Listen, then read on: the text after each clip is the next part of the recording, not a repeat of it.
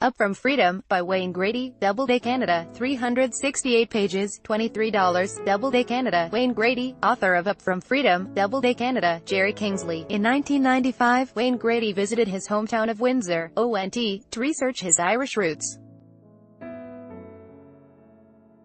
The Kingston-based science writer and translator hoped to learn where in Ireland his paternal family originated from, with the intention of taking his dad overseas for a surprise 70th birthday trip. But what started as a loving gift turned to shock when Grady uncovered a life-altering secret. As the records revealed, Grady's great-grandfather was born in the U.S., and identified on the 1890 Windsor census as black. Throughout his adult life, Grady's dad had passed as white and kept the truth from his family, including his wife, though Grady says she always suspected.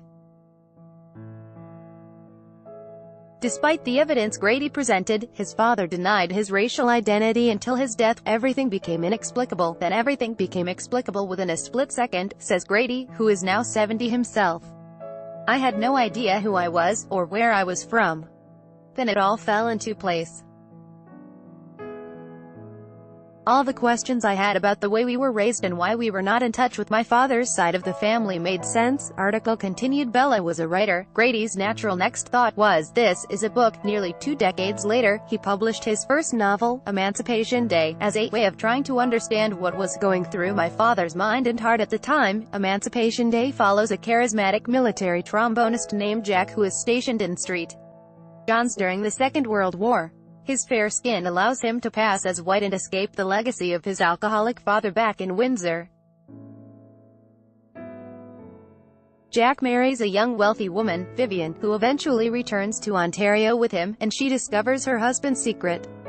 For 15 years before he began working on Emancipation Day, which won the 2013 Amazon.ca First Novel Award, Grady struggled through drafts of a discarded family memoir.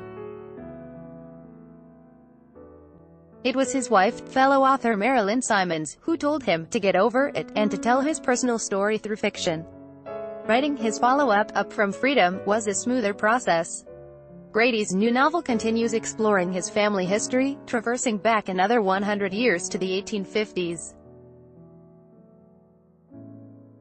Up from Freedom is told from the perspective of Virgil Moody, a young Savannah man who vehemently claims he will never own slaves like his father.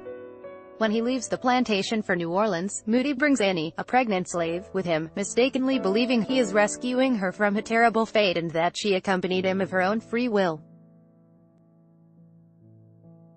Years later, when tragedy strikes, Moody treks north searching for Annie's son, Lucas, and attempts to help Tansy, a former slave, and her family get to Canada.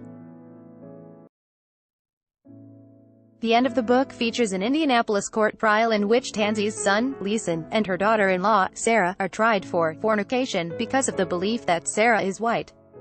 Despite the fact that slavery is illegal in the Midwest city, it is still a dangerous place. Early on, Grady knew that Moody's journey would lead to that courtroom, which is based on an actual event involving his great-great-grandparents. Grady wrote other versions of the novel that alternated between Moody and Tansy's internal thoughts, until he realized he needed Tansy's words to be witnessed, especially during the trial scene in which she shares traumatizing details of her enslavement. I'm half black and half white, and at a certain level, half of me is Moody and half is Tansy. A lot of what's going on in the novel is those two sides of myself talking to each other, Grady says. But I was raised white, and I don't know how I identity anymore, but I do know I look white, and if I walk down the street, I am often identified as a white person. I didn't feel comfortable getting inside Tansy's head as a writer.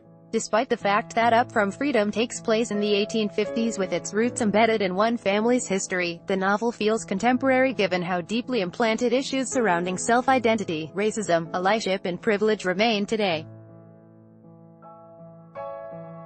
Article continued below. Just getting out of the location where slavery is legal doesn't mean that you're free, Grady says. There's a difference between being free and being safe. That's the reality of not just then, but now. Immigrants to the U.S. and Canada are technically free, but are they safe? If you're not safe, it doesn't matter how free you are. Sue Carter is the editor of Quill Enquirer.